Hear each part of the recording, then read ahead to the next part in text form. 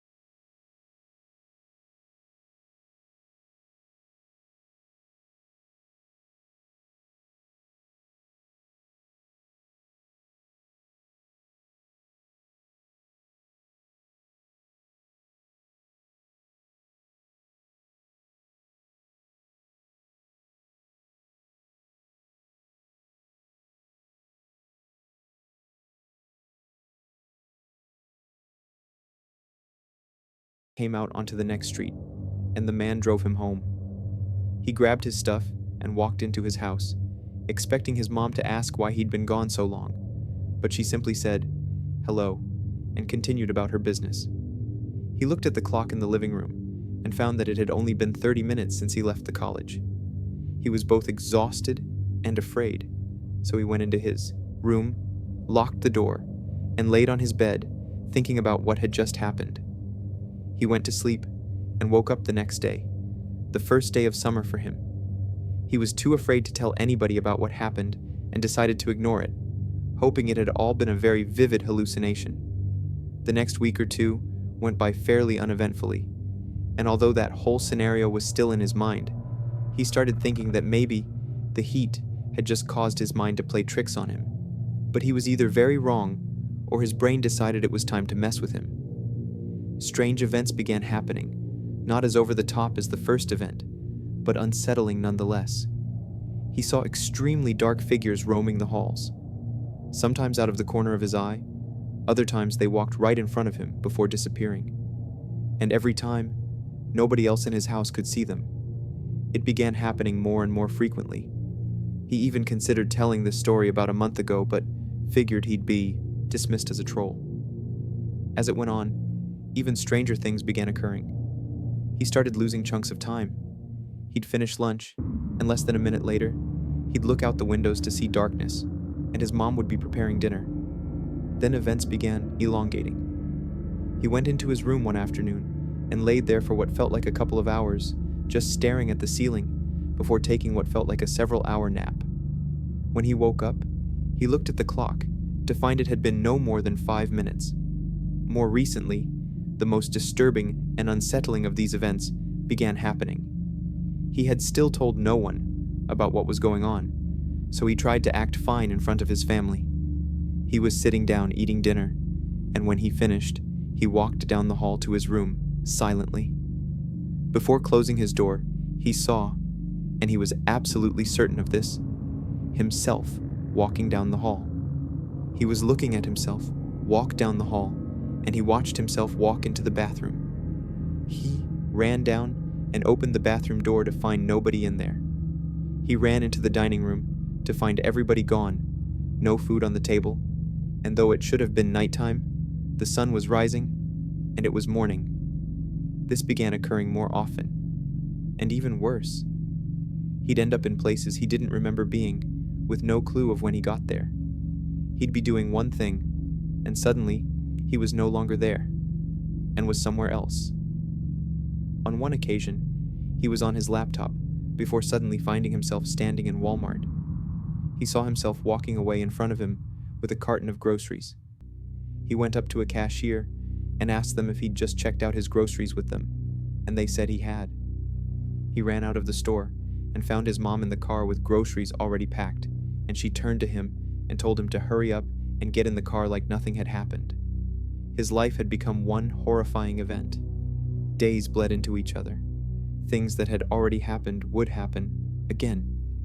He'd see copies of himself or even other people walking away from something while the other was still doing it. It was like time itself was collapsing on itself, and he was the only one who noticed. He was frankly at the end of his rope and had no idea what was going on. The only reason he thought he could keep the thread going was because he'd been able to find certain times where things remained fairly normal.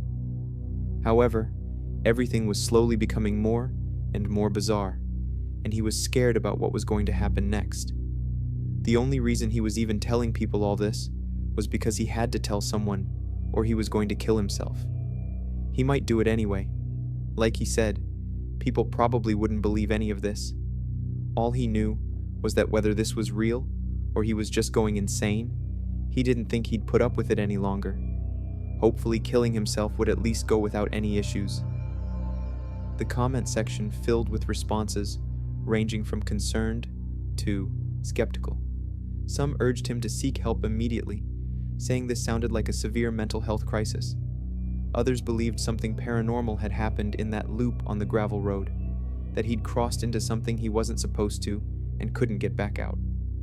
A few shared their own experiences with time loops or seeing duplicates of themselves. But most people, even on a paranormal board, were genuinely worried about him.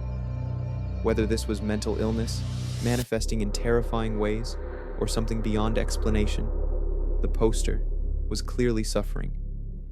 He'd started with a walk home from college and ended up trapped in a reality where time no longer functioned properly, where he existed in multiple places at once, where his own life had become unrecognizable. And the most disturbing part was his final statement, that he was going to kill himself, hoping that at least that would go without any issues. The thread ended there, and nobody ever heard from him again. On November 8th, 2011, a Forshan user posted something that would haunt readers for years to come. He started by admitting he didn't have a clue why he was posting this on the paranormal board, or really posting it at all. Maybe he was afraid of dying, or something. The events he was about to describe happened a month and a half ago in Shenandoah, West Virginia. though he'd typed it all up about 2 weeks prior. He just hadn't had the guts to post it until what happened yesterday. The story began in late September when his family went to visit their relatives. These relatives had invited them up to celebrate one of them, Desiree, winning about $2,000 in some scratch-off lottery thing. They lived in this really shitty part of Shenandoah that people from the less redneck parts of West Virginia like to call Squalor Holler. It was way up on the mountain, and exactly like how everyone pictured it. Nothing but ramshackle shacks, rusty rebuilt trailers, everything covered in decades-old Christmas decorations because they were all too busy being hillbillies to ever clean up. Real Deliverance type situation, just no rivers or canoes. The relatives they were visiting were confirmed inbreeders, all cousins with each other. They didn't refer to them as aunt, uncle, or whatever, just relatives. Not terrible people or anything, just absolutely cartoonish, depressing hillbilly stereotypes. So anyway, they were up in this godforsaken trailer, and it sucked. There were like 8 relatives, plus him, his dad, his mom, and his sister. About 2 hours in, his mom took his cell phone so he could focus on family time together, which was bullshit, because all they did the whole time was eat TV dinners and watch NASCAR. After like 6 hours of this, about 10 minutes before they were supposed to leave, it started raining. They knew how treacherous the mountain roads could get, so they decided to wait for the rain to die down. Flash forward 2 hours later, it was dark as hell, 10 o'clock, and there was a flood warning for the area. He had his phone back by this time, no reception though, and he was playing Tetris and Texas Hold'em when suddenly he heard his dad start losing his shit in the next room. He walked over, and it turned out the relatives had let slip that they'd buried their kid, Thomas, outside. They were apparently afraid the rain would wash up his body or some other crazy thing. The kid was like 6 years old, had been attacked by a dog, and they never told the cops. Just buried him like he was a family pet. His dad was flipping out, and rightfully so, because they lived in the 21st century and all. The relatives said they'd sort it all out in the morning. His parents told him and his sister to stay in the same room as them during the night, and they did. None of them really suspected the relatives had killed Thomas or anything since they were really peaceful people. They didn't even own any guns aside from this one old-timey double-barrel shotgun they had on a mantle. Nevertheless, they were creeped the hell out and intended to tell the cops in the morning once they got to town. It was like 3 in the morning, and he couldn't sleep. Power had gone out for the 5th time or so, and he couldn't charge his dead phone. Worst part was, he could see Thomas's little grave right outside the window, little cross on it and everything, and he assumed the kid couldn't have been buried deep at all since they were so worried about him just washing up out of the grave. So he was just fixated on it, kept being drawn to looking out the window. And then he saw the worst thing in his life. Something was creeping through the trees toward the house. He stared at it for a while, but couldn't get a good look at it since it was raining, and the brush was so thick. For a few minutes, he assumed it was 2 really pale horses, kind of walking through the woods side by side. But then, it walked into the moonlight, and he saw that it was all one thing, like a kind of human torso, but wider. It finally stepped into full view, and he saw it had something like 6 legs, kind of somewhere between a beetle's legs and a horse's legs. 2 arms, right where someone would normally have them, but they were about half a foot longer than any normal man's arms. It had a bald head, but the face looked like some sort of bizarre masquerade ball mask. This clenched up, furrowed forehead, and a nose that looked sort of like a crow's or a raven's beak. It didn't have eyes either, just like depressions where eyes would go. It looked like it had a human mouth underneath its proboscis. What still struck him to this day was that it seemed to have a penis too, right on the abdomen where a normal person's would be. The thing moved sort of gracefully and made these soft, thumping noises when it moved. It must have been like 7-8 feet tall, but sounded like it weighed maybe only 150 pounds at most. The thing started walking toward Thomas's grave, and then he finally snapped out of whatever trance he was in and just screamed. His mom was the first to wake up, and he told her to look out the window. She rushed over and didn't really seem to understand what she was looking at. After a minute, though, the thing bent down and started pawing at the grave with its hands. His dad and Jasper rushed in, and Jasper just lost his shit. Screamed like a little girl, ran back out of the room, yelling for his father, yelling, "It's outside, it came, and it's outside." He looked back and saw the thing digging furiously at the ground, kicking up huge mounds of dirt. He heard sounds of feet running around the house. He thought they were looking for the shotgun. The thing reached into the hole and grabbed up what he assumed was Thomas's body by the leg in one hand.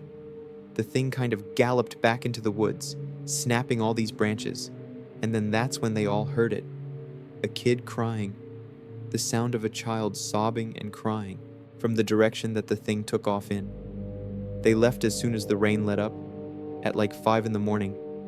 He didn't even think they told anyone at the house. Drove straight back to Ranson, only stopping for gas. No one said a word to each other. His family refused to speak about what happened. He tried to bring it up once, just to make sure it was real. His dad told him to shut the fuck up, so he did. He typed this up about 3 weeks after it happened, but just saved it to a notepad file and left it alone. Never mentioned it to any of his friends or anything. Just tried to erase it from his mind by getting absolutely drunk whenever his thoughts lingered on it.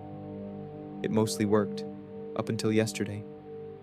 See, he worked at this gas station in Ranson, from 8 at night to 3 in the morning. He worked the register, kept the place clean, and took out the trash. Yesterday, when he was bringing the trash bags over to the back of the building for the morning guy to take care of, he heard what he assumed to be some junkie messing around in the dumpster. He yelled at whoever it was a couple of times to get the hell out before he called the cops. But as he walked toward the source of the noise, he suddenly heard those same footsteps. That soft thump, thump. Hooves or feet, or whatever the hell they were. He turned right around and went back into the store and hid behind the counter. He looked over at the outside security monitor and saw some kind of movement from just off screen. Something huge, casting a shadow and moving. He caught a glimpse of, he didn't know, an elbow or something. A pale limb, darting in and out of view. It had to have been the same thing. He waited for it to leave, and after a while, it did. He woke up behind the counter at 6 in the morning to his manager giving him this look, like he was a drug addict or something. Went home, typed the rest of this up. And that was about it. The comment section filled with a mix of terror and disbelief. Some people asked for more details about what the creature looked like. Others wanted to know if he'd gone back to check on his relatives. Many urged him to never go back to that area again, while some suggested the thing was some kind of cryptid that fed on the dead. A few commenters pointed out that the creature had taken Thomas's body and they'd heard a child crying, implying something far more horrifying than just grave robbing. Whatever that thing was, it had come back for the buried child. And worse, it had followed him home. It knew where he worked. It had found him again. And now he was stuck wondering if it would come back, if it was watching him, if it wanted something from him. The post ended there, and like so many disturbing 4chan stories, no one ever heard from him again. On July 25th, 2017, a user posted something on 4chan's paranormal board that would make readers think twice about walking their dogs at night. He started by saying he'd never had a paranormal experience before, but there's a first time for everything. He knew people on the board loved this sort of stuff. He'd recently gotten into paranormal topics, but he wasn't going to bore anyone with details.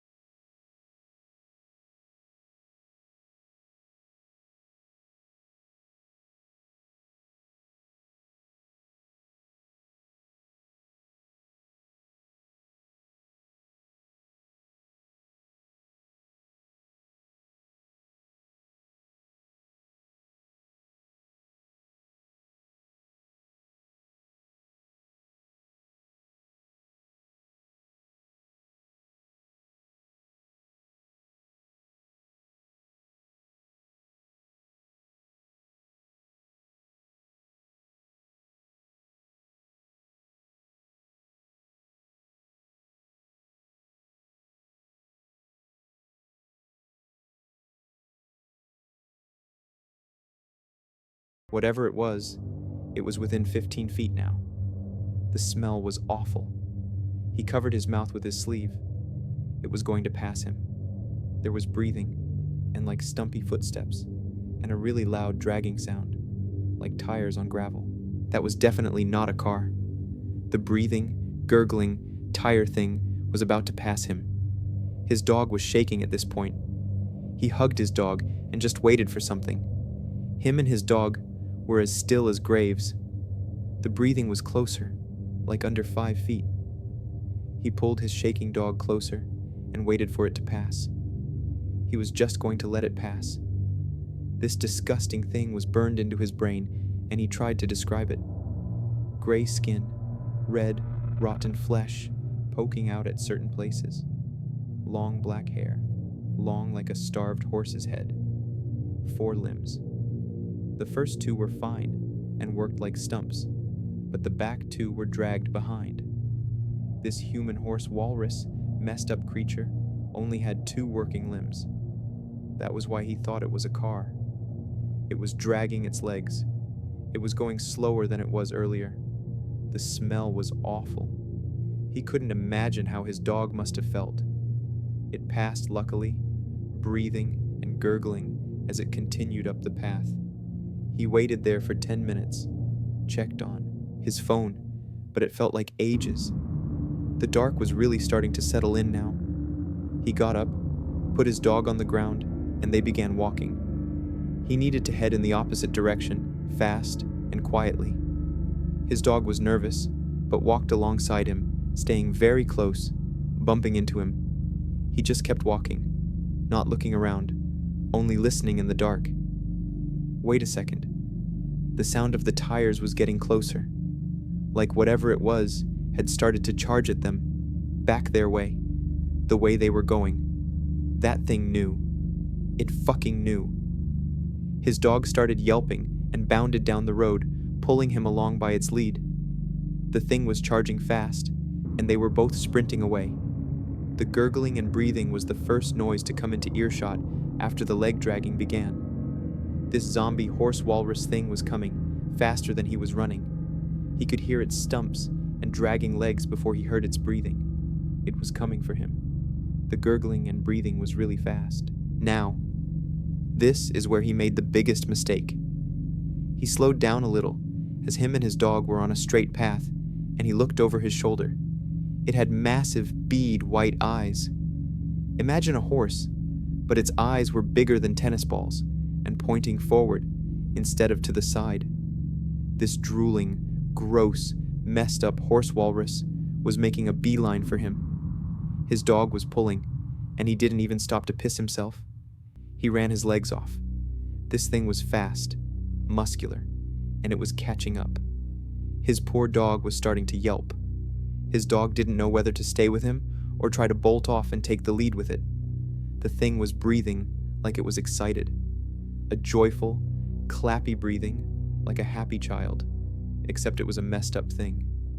Its eyes were mostly white, with beady black dots in the middle, almost like glowing. You knew when it was staring straight at you. He needed to get off this road, hide, or anything.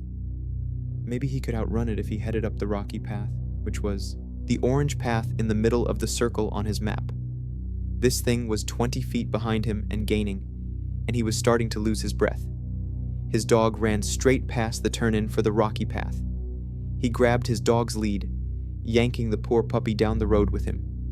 The puppy was faster than him, regained balance, and was full on ahead of him in under 20 seconds.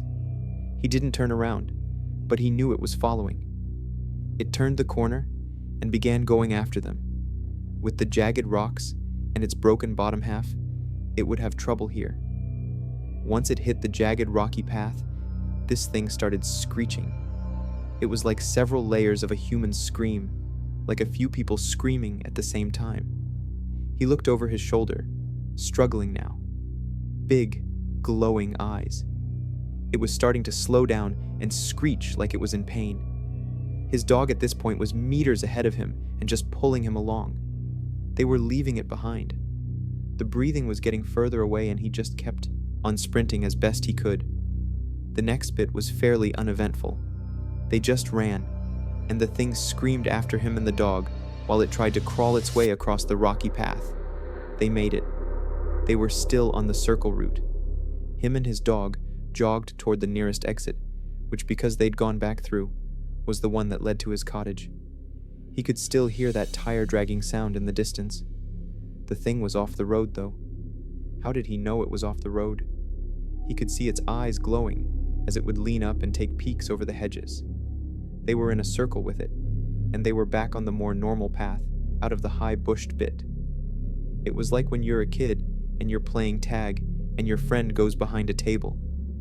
Every time he'd move, he'd see two lights in the distance poke up, and then the sound like a car. He needed to get out, head toward the exit. He finally hit the outside pathway, onto the main road, near a hotel. He wasn't stopping. This thing, which he'd called Roadrunner because all of these creatures have names, continued to call for him. Once it realized he was off the road and making his way down bushy back roads toward the village, it kept screaming. He headed home. This thing screamed after him for almost the entire 10-minute walk. He was out of earshot after jogging that long. He went into his home and locked the doors. He wrote notes and played podcasts as he sat in bed, trying to distract himself. He ended by saying someone else would have to screenshot this one if it was any good. He didn't want to think about it anymore. But there it was. His Roadrunner. He'd walked different ways since then. The comment section filled with a mix of terror and fascination. Some asked for more details about what the creature looked like. Others suggested it might be some kind of cryptid native to rural England. Many were disturbed by the detail about its eyes, how they glowed and stared directly at him, tracking his movements even through the hedges. A few commenters pointed out the most unsettling part. The thing had hunted him intelligently, circling around to cut him off, playing a game of cat and mouse. It knew the paths, knew where he was going, and seemed to enjoy the chase. Whether it was some unknown creature, a manifestation of something darker, or a vivid hallucination brought on by fear and darkness, one thing was clear. He'd never walk that route again, and neither would anyone else who read his story. On May 22nd, 2013, an anonymous user posted something on 4chan that would leave readers genuinely disturbed. He started by apologizing for his English, saying it wasn't his mother tongue. Then he told a story that was short, simple, and absolutely terrifying. He'd been hanging out with childhood friends, a girl and boy, in the calm local woods back when they were 17. He took his camera with him to take pictures of the clear night sky and campfire. They arrived during the day and set up their tents, secured the fireplace, all the usual camping stuff. Soon, they began to realize they didn't have enough wood, so they stayed at their place and prepared food while friends went to collect wood nearby. The girlfriend came back without wood.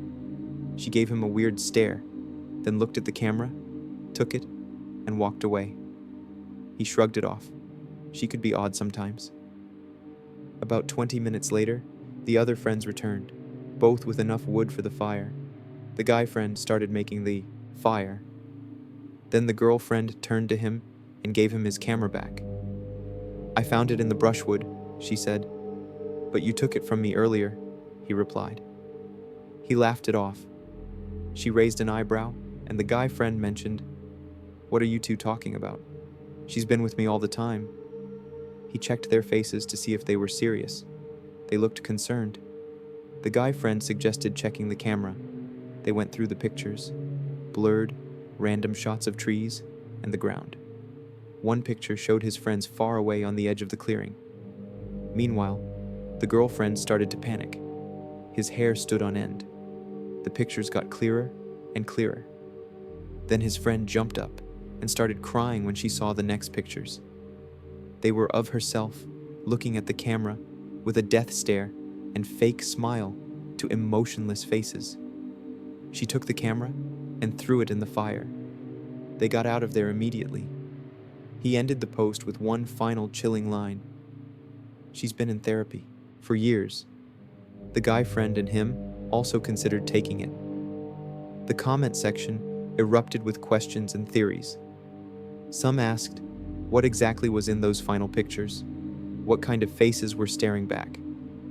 Others suggested it was a skinwalker or doppelganger that had mimicked his friend's appearance. Many pointed out the horrifying implication that something had taken his camera, walked around their campsite taking pictures, and then returned it through the real girlfriend who had no memory of any of it. Whatever had been in those woods with them that night had gotten close enough to take his camera, close enough to photograph itself wearing his friend's face, close enough to fool them completely. And the girl who saw those final pictures, who saw whatever was pretending to be her staring back at the camera, had been so traumatized she'd been in therapy for years. The post was short, barely a few paragraphs, but it captured something deeply unsettling. Sometimes the scariest stories don't need elaborate details or long explanations.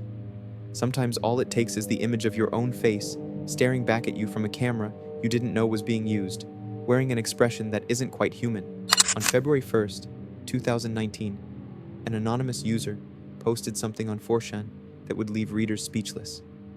He started with, "Please help me." What followed was a story so disturbing, so heartbreaking, that it was hard to tell if it was real or the product of a deeply troubled mind. He started by explaining that him and his wife had kids before they hit 20. Twins, a boy and a girl. Both were sweet, the love of his life. Him and his wife were happy as ever. Life was good. Then he fast-forwarded 36 years. He was 56 years old, and this all happened 20 minutes ago. He heard a buzzer buzz. It meant he needed to prepare food. He threw it into the microwave and stared at it for 5 minutes. The buzzer kept buzzing. He thought about suicide. He took out the food and went upstairs. He stood in front of the door to his kids' room for something like 30 minutes. He thought about suicide very often. Then he heard a scream. His heart jumped to his throat. He wanted to vomit and cry. He entered the room. Immediately, he felt tears going down his cheeks on their own. He had to breathe through his shirt. This room used to be his twins' room. It was a sweet place. He loved it. Now, it was as if a lord of hell himself had taken a huge shit in the middle of it. There was literally a pile of dirt in the middle of the room. The bed was underneath it. He stared at it for a while and again thought about suicide. Then he looked at the walls. The right side used to be blue. The left was pink. His boy used to sleep on the right side and his girl on the left. Now there were two inhuman things in this room. It wasn't hard to tell which one was which before. Now he couldn't tell if the one on the left was a girl or a boy. Now he couldn't tell if the one on the right was a boy or a girl. They looked all the same. Their hair was loose, long, going down like a waterfall of sweat down a body of excrement and dirt. The only thing recognizable were the faces. He couldn't even understand how arms could be this short and have fingernails for hands. He didn't understand how a heart so tiny was able to support a body of this mass. Both screamed again. A new disgusting smell reached his nose. He now knew that the one on the right was a girl. There was blood mixed in with her piss. He tossed the food at her and the other thing. The agility of these beasts when it came to food was horrifying. He thought they would even be able to raise their mound-like bodies and run if he placed food somewhere where they could see it. He heard another scream, and plates landed in the pile of dirt. They used it to bathe. It was the only way to keep the house free of other vermin. He mixed it with many chemicals every week. He added poison too, but these beasts seemed to be immune. He took the plates and left. He locked the door and went back to the kitchen.